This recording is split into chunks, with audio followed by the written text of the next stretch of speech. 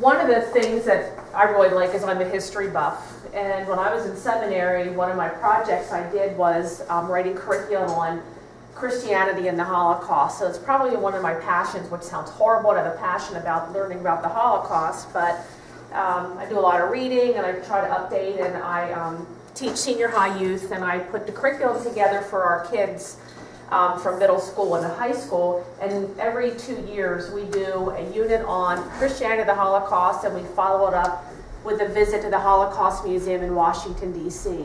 Has anybody been there? It's a fabulous museum to go to. You can't even see everything in one visit, and it's free. I mean, that's the best part about it. So if you ever get a chance to get there, I highly recommend it. I'm going to start off with a quick devotion. I don't know if you ever heard of Frederick Buechner. He's a theologian, and he writes this about the Holocaust. It's impossible to think about the Holocaust. It is impossible not to think about it. Nothing in history equals the horror of it. There's no way to imagine it. There's no way to speak of it without diminishing it.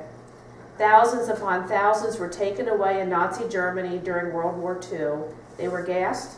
Their corpses were burned. Many were old men. Many were small children. Many were women.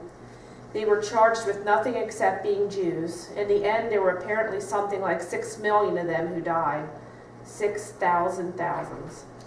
Anyone who claims to believe in an all-powerful, all-loving God without taking into account this devastating evidence that either God is indifferent or powerless, or that there is no God at all, is playing games. Anyone who claims to believe in the inevitable perfectibility of the human race without taking this into account is either a fool or a lunatic. That many of the people who took part in the killings were professing Christians, not to mention many more who knew about the killings but did nothing to interfere, is a scandal the Church of Christ perhaps does not deserve to survive. For people who don't believe in God, suffering can be understood simply as a part of the way the world works.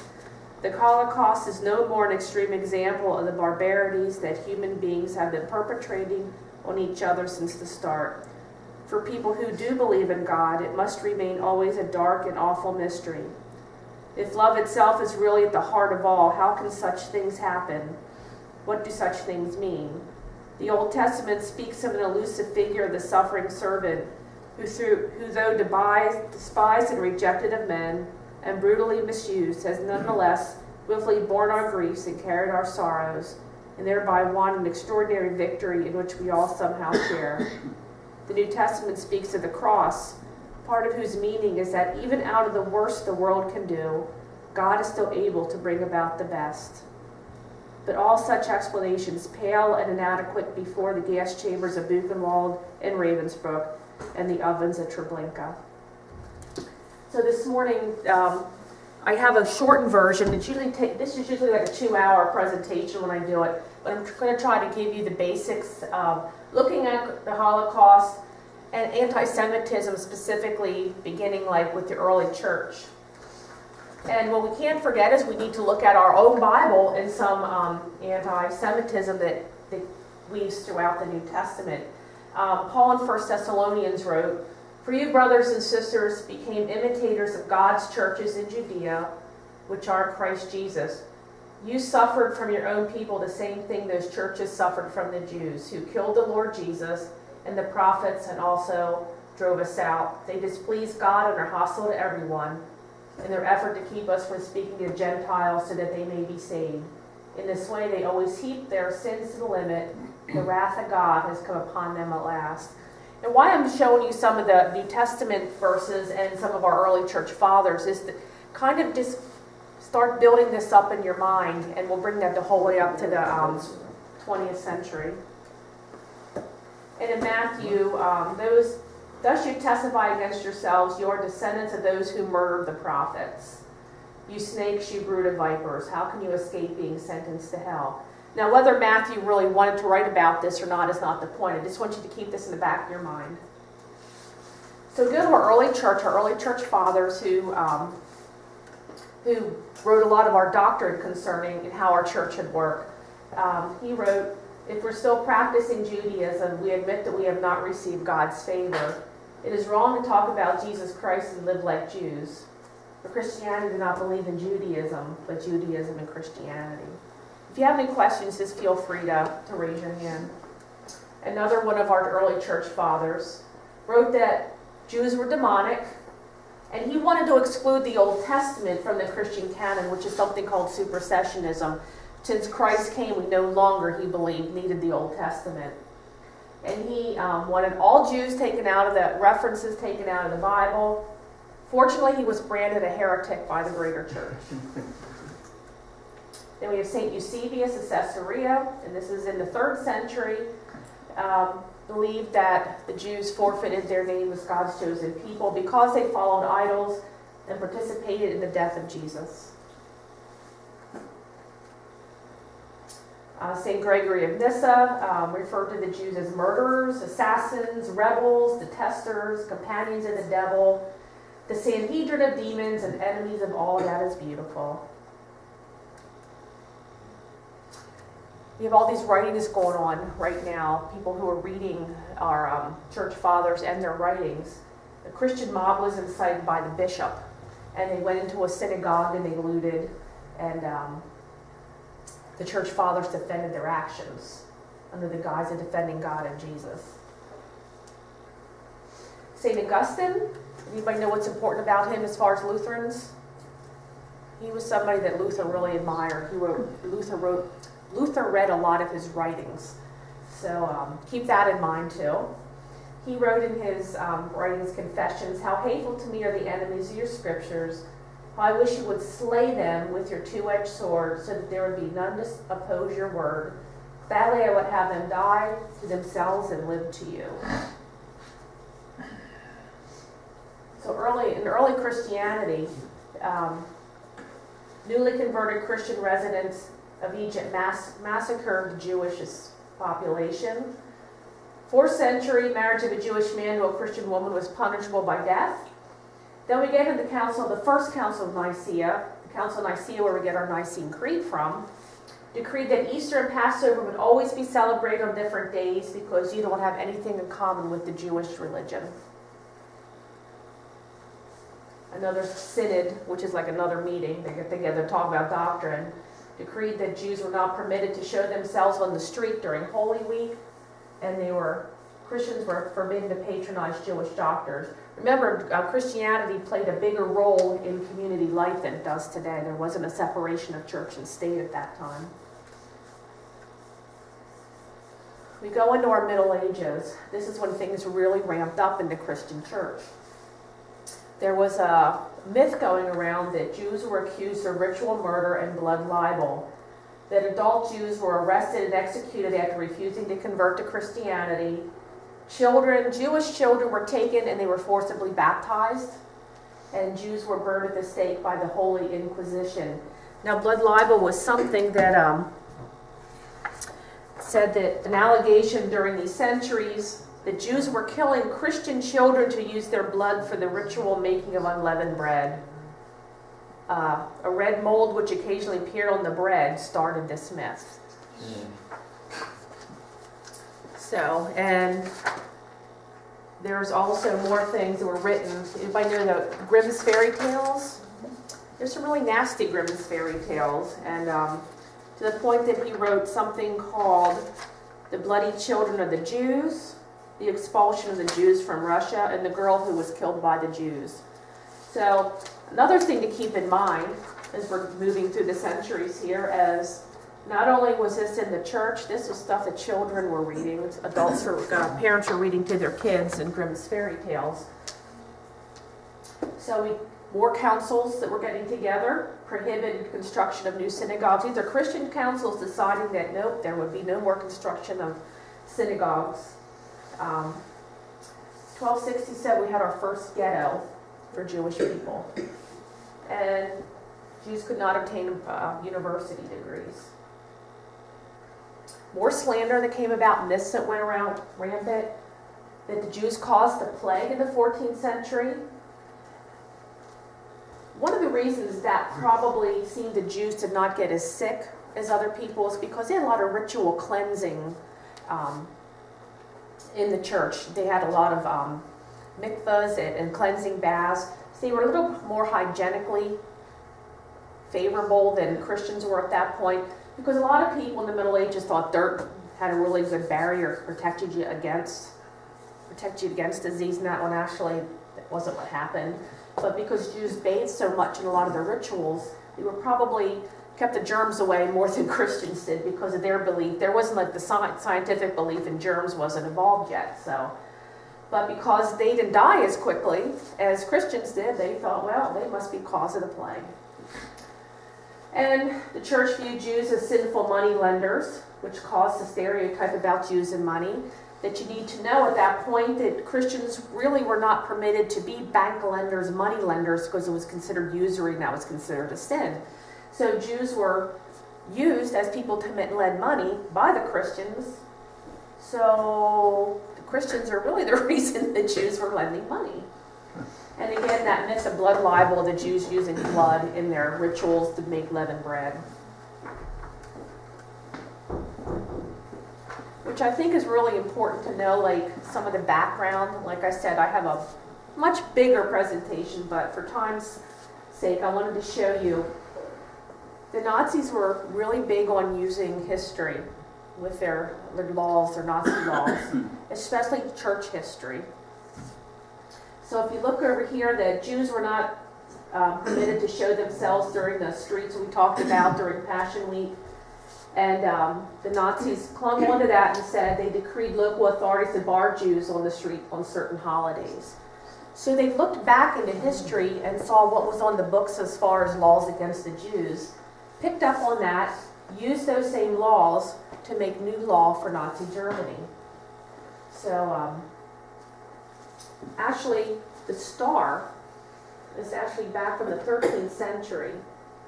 It was a badge that they had to make when you were Jewish to wear. Picked that back up again in 1941. So a lot of the things that we think the Nazis invented really was invented by the church, the Christian church at that point.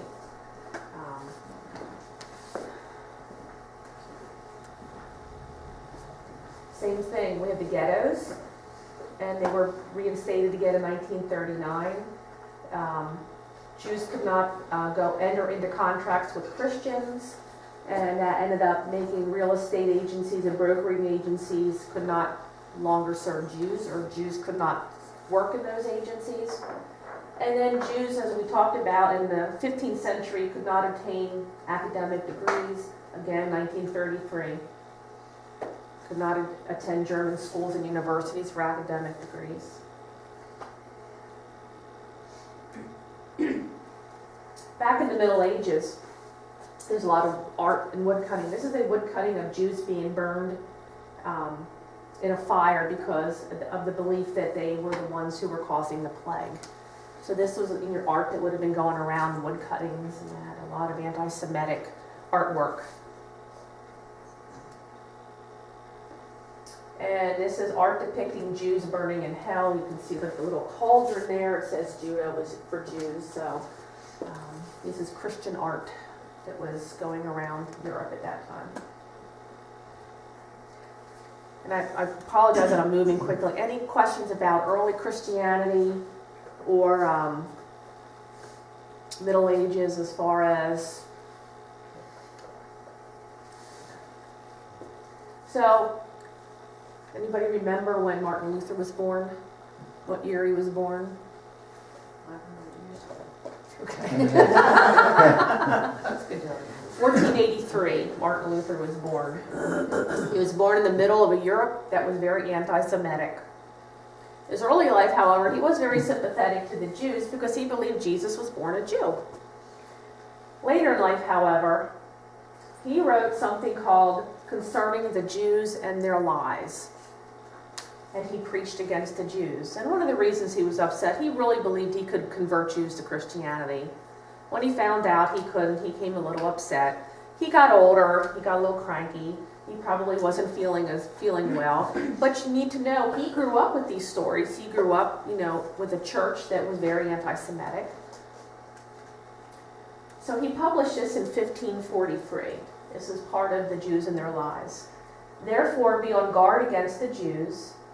knowing that wherever they have their synagogues, nothing is found but a den of devils, in which sheer self-glory, conceit, lies, blasphemy, and defaming of God and men are practiced most maliciously in veheming his eyes on them. Moreover, they are nothing but thieves and robbers who daily eat no morsel and wear no thread of clothing, which they have not stolen and pilfered from us by means of their accursed usury. Thus they live from day to day, together with wife and child, by theft and robbery, as arch thieves and robbers in the most impenitent security. One should toss out these lazy rogues by the seat of their pants, but then eject them forever from this country. For as we have heard, God's anger with them is so intense that gentle mercy will only tend to make them worse, while sharp mercy will reform them but little. Therefore, in any case, away with them.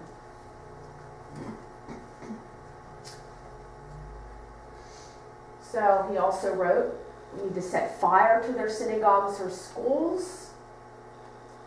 Their houses should be razed and destroyed. Their prayer books and Talmudic writings should be taken from them. What does that sound like to you?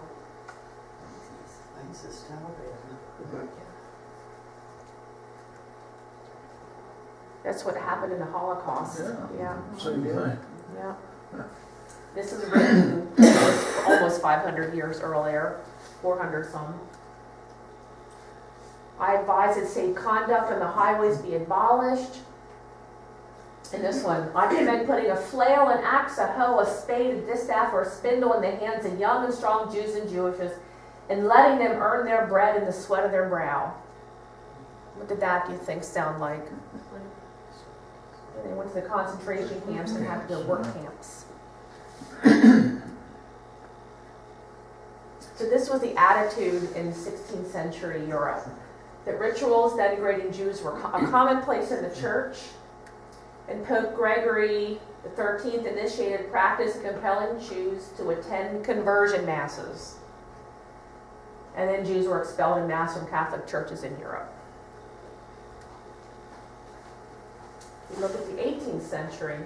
At this point, Jews were not just considered religion, they were considered a race of people. And they were an inferior race of people. And right now we hear a lot about nationalism with different countries in France and all these talking about the rise of nationalism. This is when nationalism really started to take hold in Europe.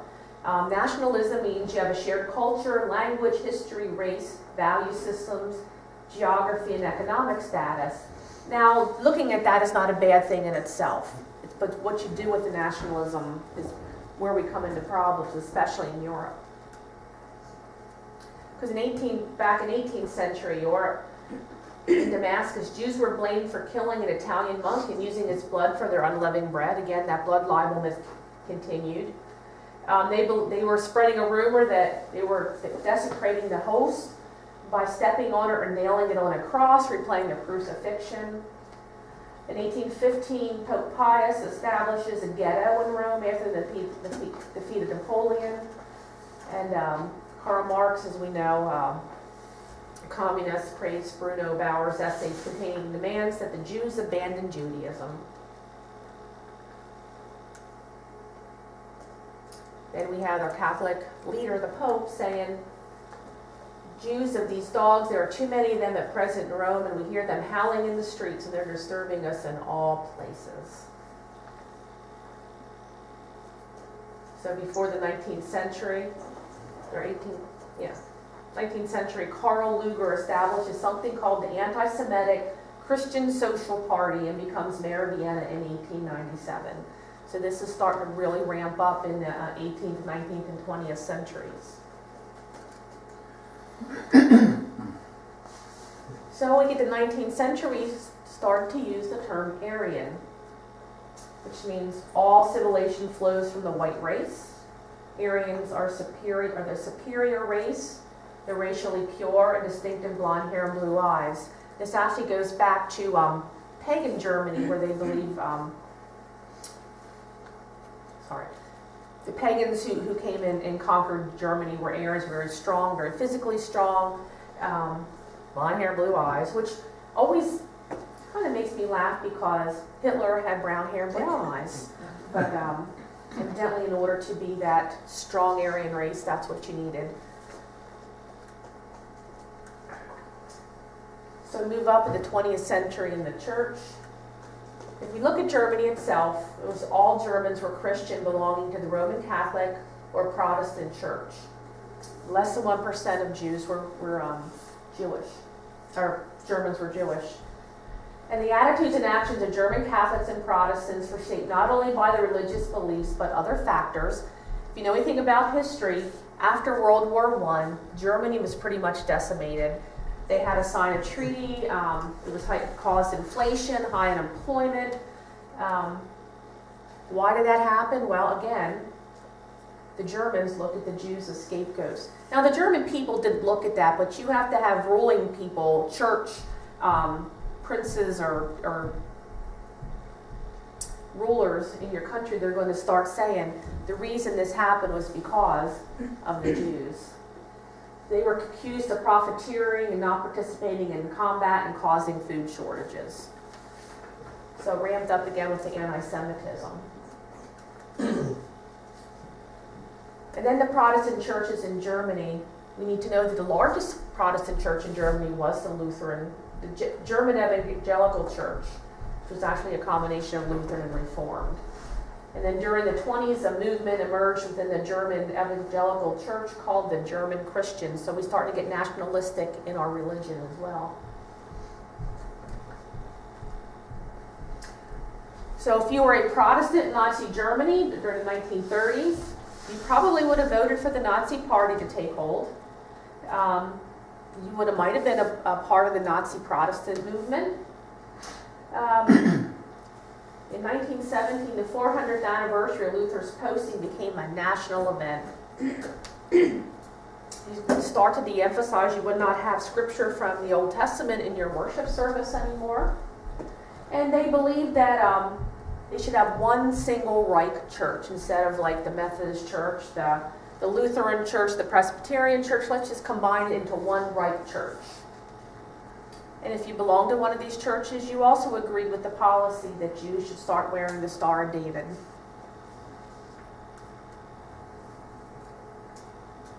So we know in the 30s, this is when Hitler really comes to power. Well, if you know anything about him, he was baptized a Catholic. He was born in Austria. He attended Catholic school, so he had a Catholic upbringing. He believed he was on the divine mission from God to destroy the Jews. And he believed that Jesus was not Jewish. That actually, Jesus was an Aryan. So if you ever see those pictures of blonde hair, blue-eyed Jesus hanging around, that would have been Adolf Hitler's Jesus. And once he was in power, if your kids went to school, they would have had to stay up. My fury bequeathed to me by my Lord.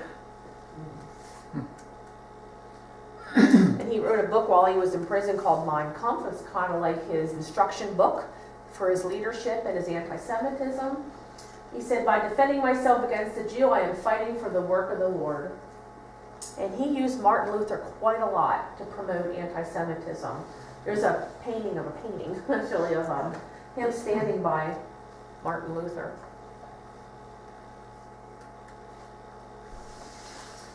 And he wrote about his Christianity, that my feelings as a Christian points me to my Lord and Savior as a fighter.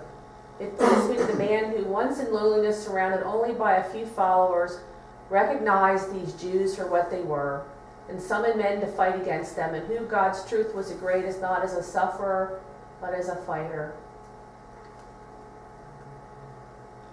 The Catholic Church considered Jews pestilent for 1,500 years, put them in ghettos, because it recognized the Jews for what they were. I recognize the representatives of this race as pestilent for the state and for the church. Perhaps I'm thereby doing Christianity a great service by pushing them out of schools and public functions. During this time of when Hitler came to power, there was a church it was built. It was called the Martin Luther Memorial Church. It was in Berlin, Germany. It's no longer there. This was the pulpit. As you can see, Jesus is standing over here off kind of to the left. To the right, there's like a a soldier, a Nazi soldier. And down here is a mother and their child.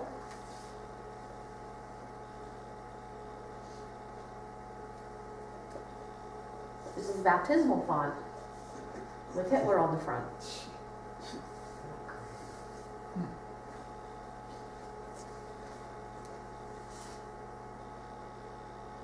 1933, they had a Luther coin minted by the Nazis, and that's what it looked like. Commemorating his birthday, the 1483.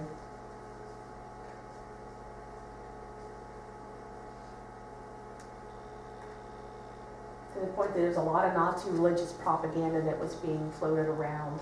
As you can see the soldier with the cross on him, and the Jews are shown as snakes and vipers.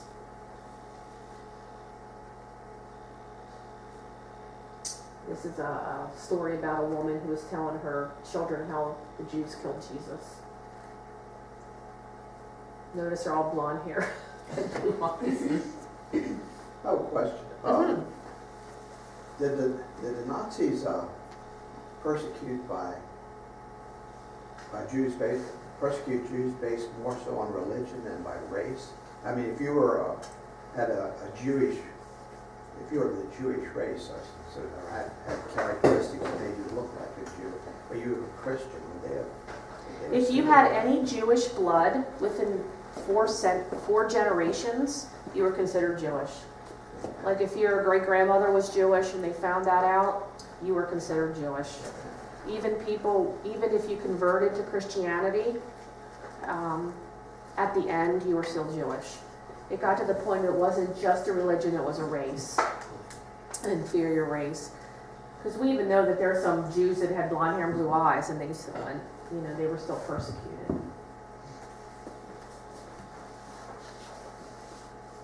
Now this is a picture of a man who making fun of Jews who converted, because you can tell their point was underneath a Jew was always a Jew. You can always tell a Jew. So we can,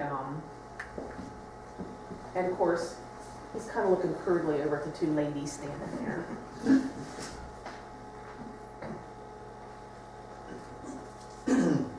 Hitler coming out of a church leaders doing a lot of salutes for Hitler in the church. You would have been doing that. Not only would you have been praying, you would have been saluting Hitler during your worship service.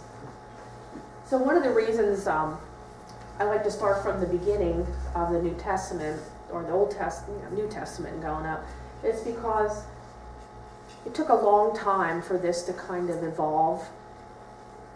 It wasn't just something that Hitler came up with. It wasn't just something the Nazis decided to do. This was ingrained in Europe, ingrained in thought. And I usually tell my kids in church, I think it's important to know your church history. Not many people knew that Martin Luther wrote a book called The Jews and Their Lives, and it was really horrible. It's a horrible piece of our Lutheran history. When we went to the Holocaust Museum, we found out it wasn't until 1994 the Lutheran Church made an apology, sort of saying that, that we apologize for our role in the Holocaust, whether it's through Martin Luther or during the Holocaust not standing up against Hitler. So I think it's important sometimes to know what our history is, and it's not always so pretty, but it never is. And the kid said, well, then why do we honor Martin Luther? And I said, because God uses even flawed people. He had a lot of good qualities. We don't know many leaders today that are totally perfect. Everybody has flaws in them, and we're all saints and sinners at the same time. Some of us maybe look like bigger sinners than others, but we do have one bright star. I didn't put that on here. Wasn't sure how much time we would have. Was Dietrich Bonhoeffer. If you're familiar with him, he was a Lutheran pastor who was part of the Confessing Underground Church. Got involved with a plot to kill Hitler. Was actually found out, and he was hung a couple days before the war was over. If you ever get a chance to read about Bonhoeffer, it's a great book to read. There's a lot of books about him. Eric Metaxas has a good book about him right now. There's a good couple movies that the Lutheran Church put out about him. But there were people, and it wasn't all people in the church that felt that way. But of course, the Pope at that point, Pope Pius, was called Hitler's Pope. because he looked the other way. He didn't get involved with standing up for the Jews, even though people were writing to him and about the Jews and pleading to the Catholic Church to help. He said no, he wouldn't do that. So Just a little plug for next week. It will be on Dietrich Bonhoeffer. Oh, The good, speaker good. will be talking about Dietrich Bonhoeffer. one of my favorites. He's a great person to learn about. Lots of good information out there about him. Over the centuries, did the Jewish people fight back in any way?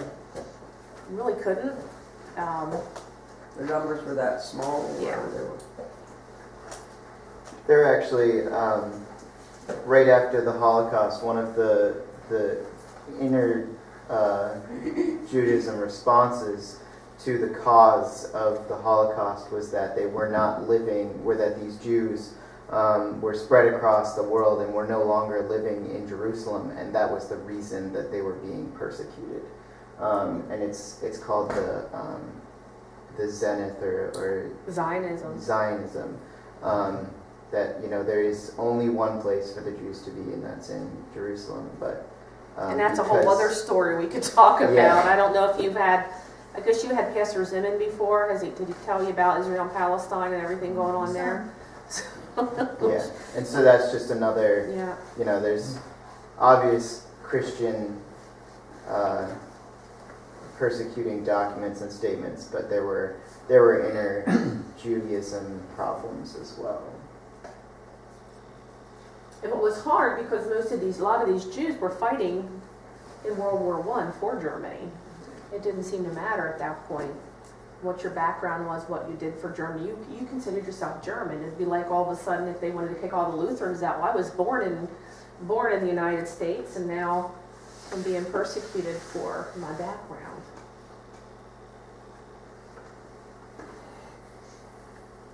Any other questions? I wasn't sure how long to make this. I can talk about some other things, but I don't know if you have any questions or... Do you think this is worthwhile? And I know you have some young adults here. Is this worthwhile to teach our youth? Yes. Absolutely.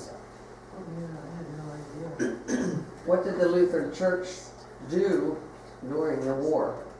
Were they helping Jews at all? Or Some, like Dietrich Bonhoeffer, they started an underground church called the Confessing Church, because at that point seminaries were closed. Like they were one of the last things to actually get closed, but most of the churches kind of got absorbed into the Nazi church. Most Lutheran churches said, okay, it's either we survive and be part of the Nazis, or I lose my church.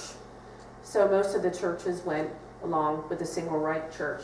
But not everybody did, and Bonhoeffer was one of them who just took a bunch of seminarians and went kind of underground and did some work to try to stop Hitler, to the point that he got involved in an assassination plot, because he thought, even though God says I'm not supposed to kill, this is I have to do this for the greater good. So not everybody was like that. Unfortunately, most of the leaders were like that, and at that point, it was a very pastor-centered churches. Like your pastor was the one, you follow what your pastor did, and they made the rules of what happened at church. Didn't the United States actually turn back a lot of Jewish people? There was, if you know anything about something called the SS St. Louis, Yeah. that left Germany. It was supposed to actually head to Cuba, and people had visas to go to Cuba. It got into port, and Cuba said, no, we can't take you. You have to wait. So they sat there and waited a while, and nothing was happening. So they pulled into the port of Miami and went to the President Roosevelt and said, look, we have this boatload of people who are fleeing persecution from Germany. If they go back, they're going to be killed. And the United States said, no, we hit our quota. We can't have them in, and sent the boat away.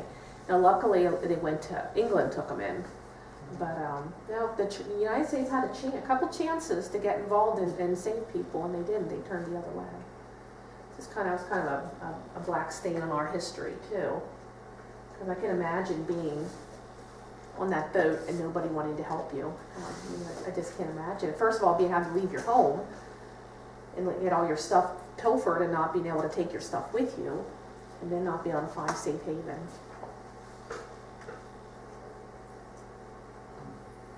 Any Any other questions? We think of all the Jews because they were money lenders having property and money and homes. When they say they were put into ghettos, were they very poor places or? When they were put into ghettos, their stuff was taken, their property was taken from them. Like, they could take whatever they could carry with them to the ghettos. But they lost their homes, they lost pretty much everything.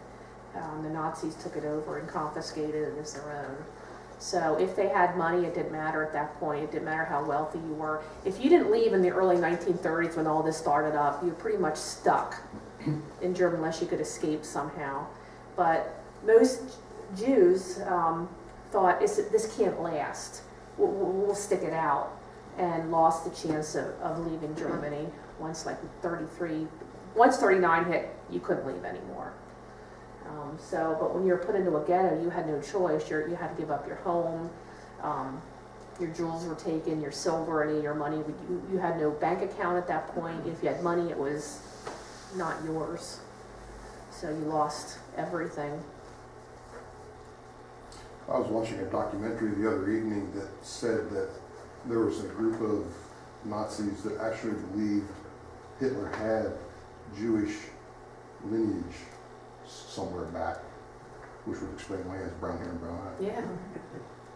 It's funny to me that, and you know what, I don't know if you ever read about and know like the men that were with him. He didn't come up with the concentration camps, like he had other people do that. But I'm not sure he really cared about the Jews as much as he just wanted world domination, and other people around him were coming up with these ideas. But they all played a part in it. But and I think about what's hard, how much of the German people really know what was going on. I don't know. Today it was kind of hard to fathom that because we have social media, we have the internet, we know what's going on across the world in a matter of minutes, as opposed to then when you either had newspapers or radios, and how much did you know what your government was doing. And I'm sure a lot of people knew, but I'm sure there's a lot of people who didn't quite understand what was going on. So where does the blame lie? I mean, today, could that happen today? I don't know. I would hope not. There's a lot of things we don't get involved in now.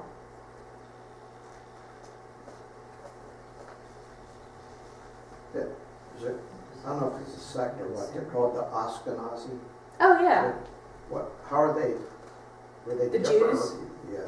They're just a different sect. It's kind of like sects of Jews. They had Ashkenazi Jews. Sorry, I'm just losing my thought. But that goes back years and years. Yes, yeah.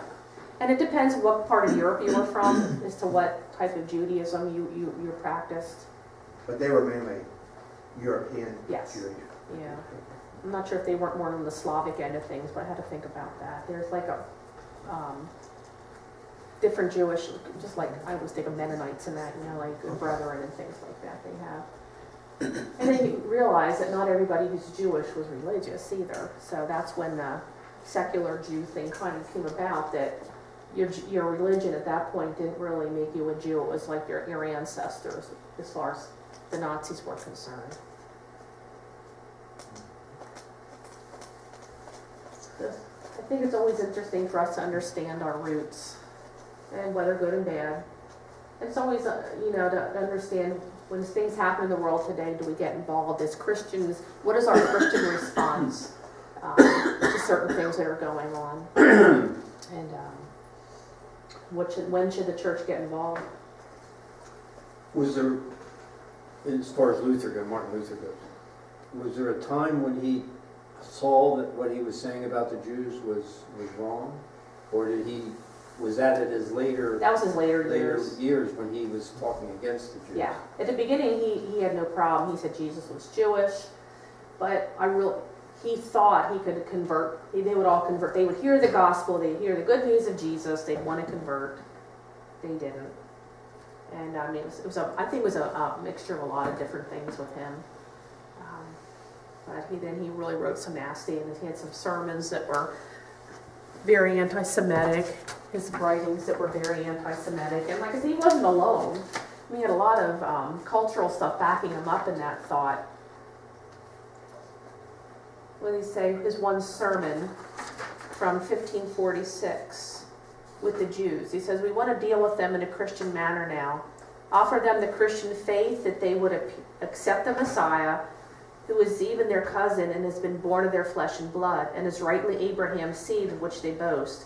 Even so, I am concerned that Jewish blood may no longer become watery and wild. First of all, you should propose to them that they be converted to the Messiah and allow themselves to be baptized, that one may see that this is a serious matter to them. If not, then we would not permit them to live among us. For Christ commands us to be baptized and believe in him. Even though we cannot now believe so strongly as we should, God is still patient with us. That was one of the sermons in 1546. So I think for him it was a gradual thing. And I said, if the Jews in their lives, all I have to do is, if you just look up on the internet and just pop it in, you can get all kind of excerpts. There's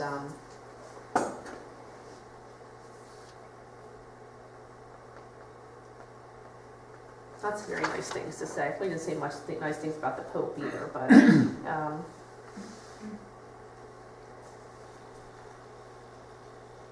there's a lot more to this, and I didn't know how much time we would have. But if you ever want any good reading, there's a book that you can get called German Churches in the Holocaust Betrayal. It's a really good book about not just, it's a Lutheran, the Catholics, and what the Christian church did and didn't do during the Holocaust, what different theologians did and didn't do. A couple Lutheran theologians had some harsh writings against the Jews as well. So, like I said, you could see that Lutheran Memorial Church with all the Nazi relics inside, which is no longer there. I mean, imagine having Hitler on the front of your, it'd be like us putting the president on top in front of our baptismal font.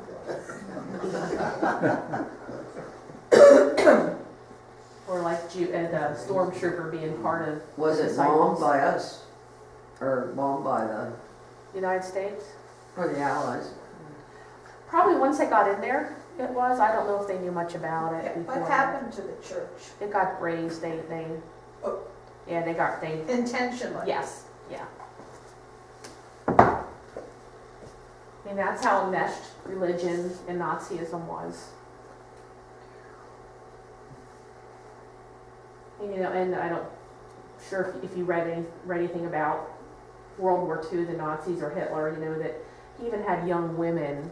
Their job was to have babies, blonde hair, blue-eyed babies. So they would have like these, what do they call them? Kind of these camps where these young girls, 14, 15, 16, go off and get pregnant and just keep having babies, blonde hair, blue-eyed. Imagine being a parent. I can't believe parents let that happen. You think about self as a parent, as a Christian, as a German, but when you're brought up in that, and when we think about our own race wars and things back in the 40s, 50s, and 60s, how certain attitudes seemed normal. Now we look back and say, wow, it was really horrible. But I think sometimes when you're in the middle of it, it's hard to see things clearly. I'm not excusing it. I'm thinking sometimes I think it's just if you're brought up in school and that's what you're taught, and you do not the Pledge of Allegiance, you do your pledge to Hitler. You read about these stories about the Jews, and you have teachers telling you, you have your church telling you, you have your parents telling you.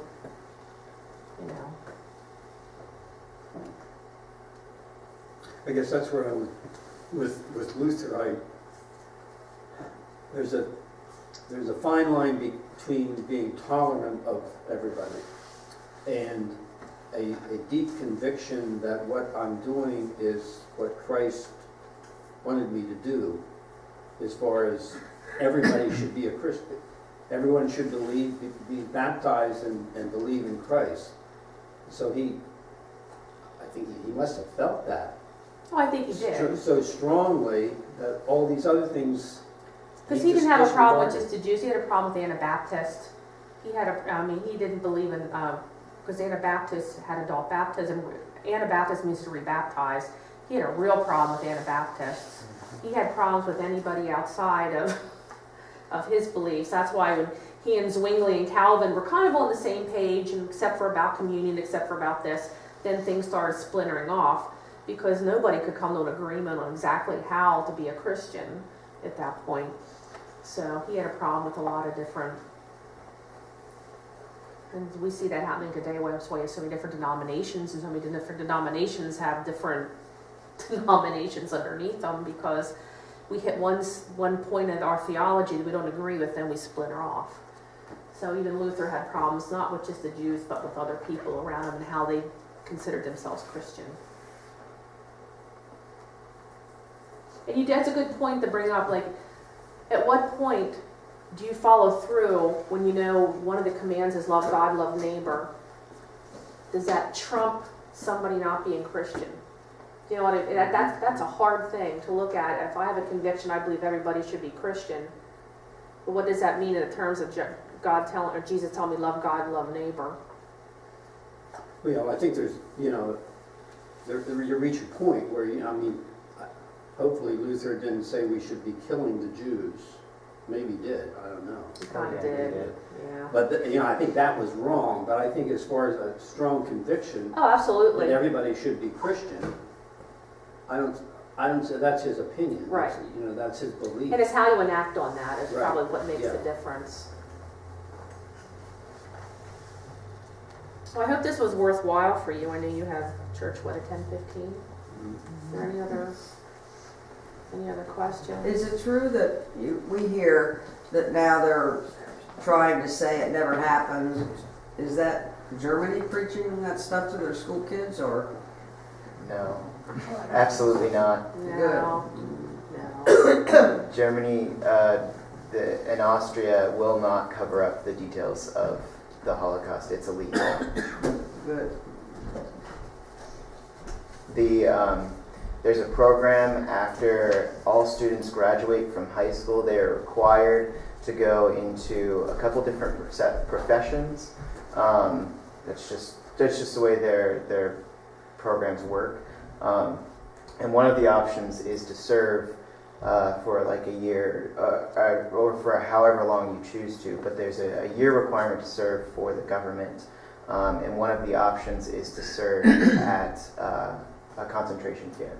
And there's a lot of people that will sign up to do that. There was one woman who I talked to when we were in Austria, who was our tour guide, and she said it was one of the greatest decisions that she's ever made, because she feels very strongly connected to it. She feels like she's doing a really good thing to further educate people on what specifically happened. But she said that this is a guilt that she will live with for the rest of her life, and she still to this day has only ever been in, because you go through the whole camp, and you can actually walk into the gas chambers at this camp, and she to this day has only been in there once, and the only time that she's been in there she broke down and bawled and has never been back in. And so that's something to keep in mind, that there's Germany and Austria are doing a lot of things to make sure that these things are never forgotten. And I think it's important we keep talking about it so we don't repeat history. I think it's important for us to know what role our church played, even though we personally didn't write. But I always think it's important. We always think we gloss everything over. It's easy to deny things that happen. But unless we really know what happened, we're never, can we be bystanders? Or can we stand up and say, no, this isn't going to happen, And I think this is a good lesson for us to say what happens when people are bystanders and give in to the culture. When even, I'm sure most people think, there's something not quite right about this. But, so I'd say whether it's Israel, Palestine, whatever it is, whether it's people in your neighborhood, or choose not to be a bystander is always one of my lessons to my youth, to say, you can make a difference. Even with one person, you can make a difference. Any other questions, or hope you got something out of that. And that should be a good lead-in for Dietrich Bonhoeffer. Yeah. Yes. All right. Well, thank you for having me, and Thank Thank you. Thank you.